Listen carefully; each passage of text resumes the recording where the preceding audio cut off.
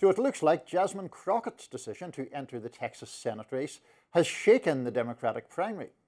Former Representative Colin Allred, is he a former representative? I thought he was. He is. Is he? Okay. I thought he was. I thought he was still there. Anyway, he dropped his Senate bid to run for a House seat. Now Crockett is set to face off with State Representative James Tallarico in the Democratic primary. Tallarico has built his campaign by reaching out to Republicans and independent voters, while Crockett is gaining steam through her viral attacks on President Trump. Meanwhile, tension is brewing between Mr. Allred and Democratic Congresswoman Julie Johnson after Allred decided to run for Congress in Johnson's district. Allred announced his bid, writing on X, "It's official. I filed to run to represent the newly drawn Congressional District 33. I'm humbled by the opportunity to fight for the community I was raised in, by my single mom, and where I'm now raising my family. On January the 6th, I was prepared to physically fight to defend our democracy." Johnson shot back in an X post, writing in part, "Women should never be treated as placeholders for men who fail to advance. Women deserve to have a real voice based on our own values, our own work, and our own record. At a moment when women's health care, economic security, and basic freedoms are under relentless attack, this endorsement is a reminder that leadership should be about results, not political gamesmanship." And I think she's referring to the Emily's List endorsement she received shortly after Colin Allred jumped into the race. She's also had a number of subtweets. She's retweeted people who were talking about Colin Allred because she's been in this district, although it is newly redrawn. She's pointed out, I'm from North Texas. I've been representing North Texas.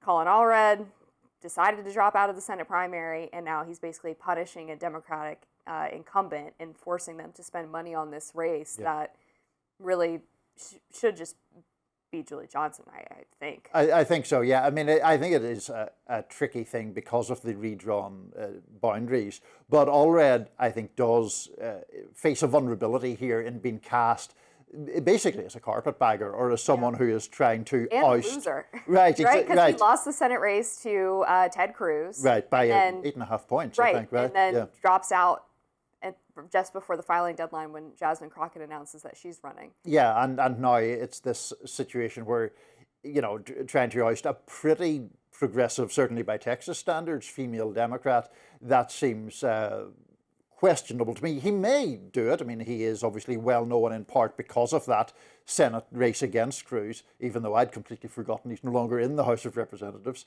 But it's just interesting to see these tensions that are set off by a combination of the redistricting and the Jasmine Crockett decision, which has sort of exploded things in all kinds of ways, right? And I'm curious to see who the Democratic political machine supports, because maybe there's an argument for this district is more competitive now and we need a more moderate candidate.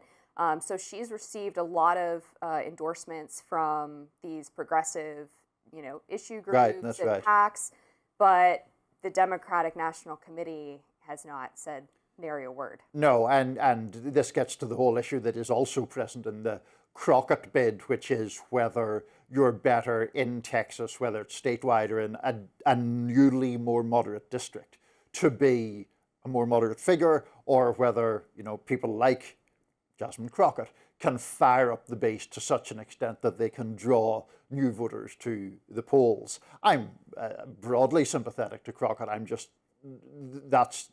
not sure that math works in the statewide race. Well, right, and Republicans love this because they're worried about if Ken Paxton gets the nomination. He's more of a conservative firebrand. He also has a lot of scandals. Is it harder for him to win a general election than John Cornyn? Yeah, probably.